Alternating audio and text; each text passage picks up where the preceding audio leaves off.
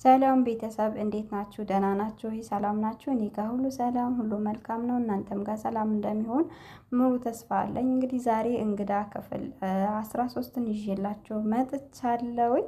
ለቤቴ አዲስ የሆናችሁ ሰብስክራይብ አድርጉኝ። የማዳም ቅመሞች አብዛኛው የማዳም ቅመሞች ነው የምታዩት እና አይታችሁ አትለፉ። ሰብስክራይብ አድርጉኝ፣ እኔ ይጠቅመኛል። ያው ዛሬ ከመጋረጃ ጀርባ ሆኜ እያወራሁኝ ነው።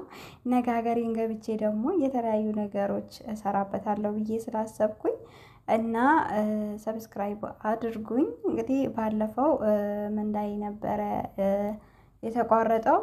ኑንያት እንትን ብላ ፌንት ነቅላ ምግብ በልታ ምግብም አልበላም ብላኛለች ብሎ ደውሎ ነበር እና ያው ምግብ ዞላት ሲመጣ ያው ነቅታ ከዛ ደግሞ ጠፍታበታለች። እንደገና ደግሞ ሄለን ጋር ሲደውል ደግሞ ምን ጉድን አንተ ድራማ በቃ ቅድም አንተ ፌንት ነቅላለች ስታለች ብላኸኝ ነበረ። አሁን ደግሞ ጠፍታለች ትለኛለህ ወይ? እኛ ተደናግጠን ምግብ ላመጣላት በወጣሁበት በዛውም ጠፍታብኝ ነው።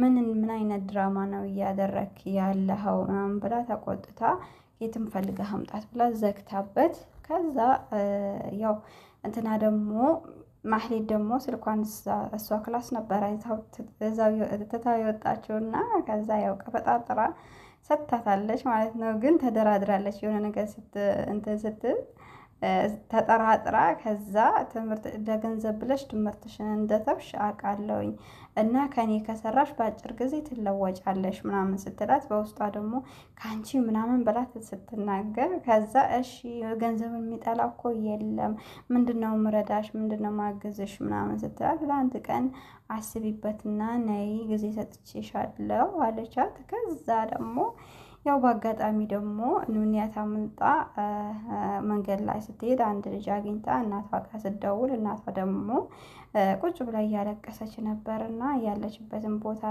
ልጁ ነግሯት ከማህሌት ባለቤት ሄዳ አመጣቻት ማለት ነው። ከዛ ለእሷ አልነገሯትም። እኔ በዛን ሰዓት በጣም ነበር እየተጨናነኩ የነበረው።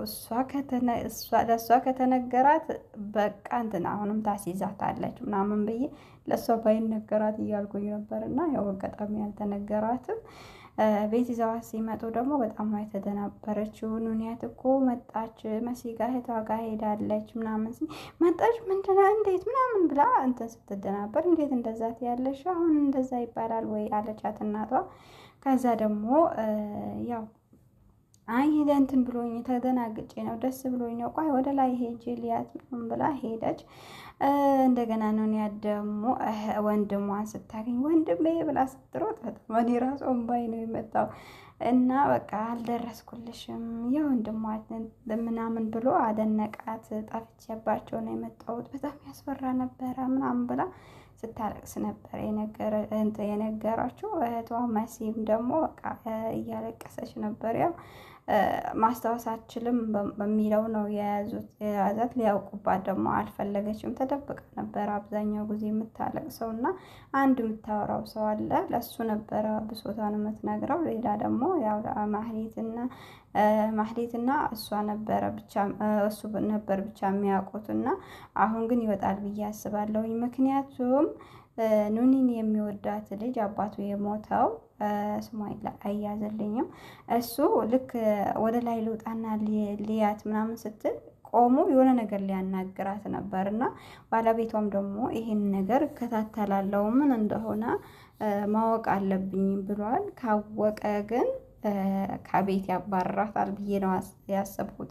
ምክንያቱም የምትሰራው ሴራ አንደኛው ነገር ባሏን አትወደውም። ሌላ ሰው አላት ለሷ ገንዘብ ይዛም በቃ እንደምንም አድርጋ ያለውን ቤቱን ምናምን ሽጦ ለሷ ሰጥቷት እሷ ላሽ ልትል ነው የምፈልገውና ይሄ ነገር ከተነቃባት ደግሞ እንትን ትላለች ማለት ነው። እና ለማንኛውም ይሄንን ይመስል ነበረ። የእሷ ክፋት በጣም የባሰ ነው። ቤቷን መጥቶ ለቤቷ እንደዛ ለምንድን ነው እንደዚህ ያደረገችው? አንደኛው ነገር ያው ኑንያን ሊድራ ስለፈለገ ነው። እንዴት ምናምን ብላ ነው ቀንታ ነው። ልጇ ራሱ የቀናች ነበረ ከኑንያት ከኔ እንዴት አዎ አዶና እንዴት በቃ እነሷን እኮ በጣም ነው የሚወዳት። እኔ ምን ይወጣልኛል እስቲ ምናምን ቆማ ለማህሌት እያሳየቻት ነበር። አንቺማ ምንም አይወጣብሽም፣ ግን በነገራችን ላይ መልክ ምናምን እንዳይመስላችሁና ምላሳችሁን ተቆጠቡ፣ አንዳንድ ሴቶች ማለት ነው። እና ምላሷ ነው እንጂ ምንም አትልም። ምክንያት ግን ያው በቃ የሆነ ትህትናዋ ምኗ መልኳም በጣም ሳምራለች። እና ሴቶች በተለይ ከውበት በላይ ከፍትፍቱ ፊቱ ይባላል እና ከውበት በላይ ደግሞ አንደበት ነው የሚበልጠው። እና በተለይ ሴት ልጅ አደብ ሲኖራት ሀያ ሲኖራት ከሰዎች ጋር መግባባት የምትችልበትን እንትን ከሰጣት ከዛ በላይ ምንም አይፈለግባትም። እና አብዛኛው ሴቶች በመልካቸው በምናቸው የሚመጻደቁ አሉ። እና አትመጻደቁ። በቃ ሰው የሚወዳችሁን ባህሪያችሁ ምናችሁን አስተካክሉ። የተሰጣችሁን ውበት ደግሞ በቃ ለራሳችሁ አዝንቃችሁ ኑሩ። የዛኔ ውድ ትሆናላችሁ ለማለት እወዳለሁኝ። እንግዲህ ብዙ አልኩኝ። እኔ በነገራችን ላይ እነዚህ እንትኖች ኃይለኛ ነገሮች ማየትን አልፈልግም። እኔም ራሱ እነኝህን ሰዎች አይቼ እኔም እንደዛ መሆን ነገር ነው የሚመስለኝና ለማንኛውም በሌላ ቪዲዮ እስከምንገናኝ ደህና ሆኑልኝ። የማዳም ቅመሞች አላህ ይጠብቃችሁ። ወጥቶ ከመቅረት አላህ ይጠብቀን። ሀገራችን ሰርተን ተለውጠን ተደስተን ገብተን ደግሞ በትዳር የምናልፍ ያው የሴት ልጅ መሰተሪያዋ ትዳር ነውና ሁላችንም አብዛኛው በቃ ሴቶች ይናገራሉ። በተለይ ቲክቶክ ላይ ወይ እኔ ነው የሆነ ነገር በተፈጠረ ወይ እኔን ነው ስሜን ጥሩኝ ምናምን ብለው የሚያወሩት ነገር አለና እና ታገሱ። ሁሉም ነገር ያልፋል። በነገራችን ላይ በማዳም ቤት በማዳም ኩሽና ሆነን የትም መንቀሳቀስ አንችልም። ሀገራችንን ገብተን ደግሞ የምንፈልገውን ማድረግ እንችላለን። እና ሰብሰብ ብለን ያለችንን ይዘን ቀልጠፍ ብለን ሀገራችንን እንግባ ለማለት ወዳለሁኝ። እንግዲህ መልካም ቆይታ ይሆንላችሁ። ሰብስክራይብ አድርጉኝ። ያው እየጠየኳችሁ ነው በግድ አይደለምና የተሳዳቢዎች ምኖች የሆነ ያልሆነ ነገር የሚናገሩ ሰዎች እኔ ከፍ ይልላቸዋል። ግን እኛ ንጹህ ነገር ይዘን ስንመጣ ማንም ሰብስክራይብ አያደርገንም። ለማንኛውም ኸይር ነው ብለን አልፈናል። መልካም ቀን ይሆንላችሁ።